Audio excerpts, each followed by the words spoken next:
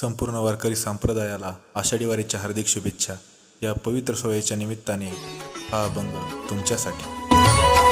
हा नाम्याची खीर चाखतो, चोखोबाची गुरे राखतो. हा नाम्याची खीर चाखतो, चोखोबाची गुरे राखतो.